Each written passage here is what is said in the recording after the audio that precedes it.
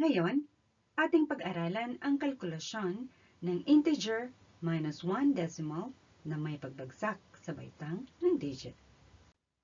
Una, isulat natin ang mga numero ayon sa mga dibisyon o digit ng kalkulasyon. Ang tenths ng 19 ay 0. Kaya, tuldukan natin ang decimal point at isulat ang 0 at 8 sa tenths ng ganito. I-align at isulat rin natin ang mga bilang sa ones at tens ng ganito. Kasunod nito, gumamit tayo ng ruler sa pagguhit ng linya. Ngayon, simulan natin ang kalkulasyon mula sa tenths. Dahil hindi maaaring ibawas ang 8 sa 0, tayo magkalkula sa pamamagitan ng pagbawas ng isa mula sa ones.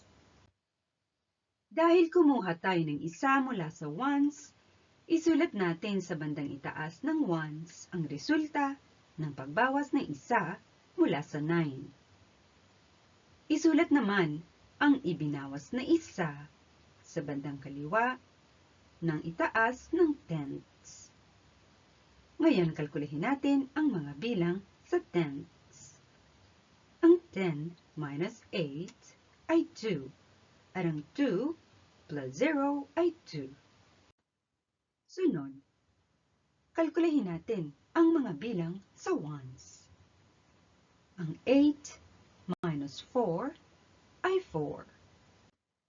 Sunod, ating kalkulahin ang mga bilang sa tens. Ang 1 minus 0 ay 1. Sunod, i-align natin ang mga decimal point sa bandang itaas at iugma natin ang decimal point para sa sagot. Bilang panghuli, isulat natin ang sagot ng equation. Dito nagtatapos ang kalkulasyon sa panulat. Subukan nating magsanay. Pindutin pansamantala ang pause icon. Ating unawain ang katanungan sa pagsasanay. Pindutin ang play icon kapag nasagot ang katanungan at markahan natin ng bilog. Ngayon, magtugma tayo ng sagot. Number 1. 44 minus 2.6. Ang sagot ay 41.4.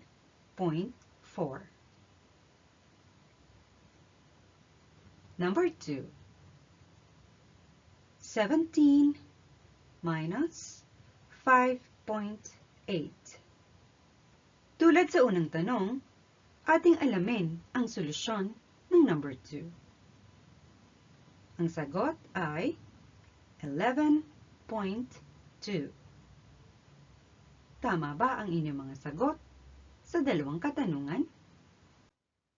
Panghuli, repasuhin natin ang inaral natin ngayon. Sa pagkalkula, i-align ang mga numero ayon sa digit. Gumamit ng ruler sa pagguhit ng linya. Magkalkula mula sa tenths. Pagbagsak sa baitang ng digit mula sa ones.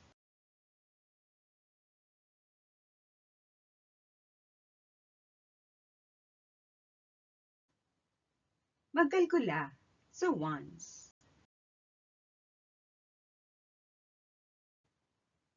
Magkalkula sa tens.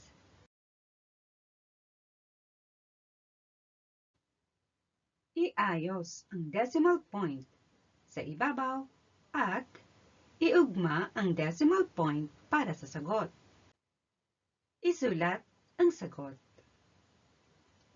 Ito ang katapusan ng ating pag-aaral sa araw na ito. Ito ang katapusan ng ating pag-aaral sa araw na ito.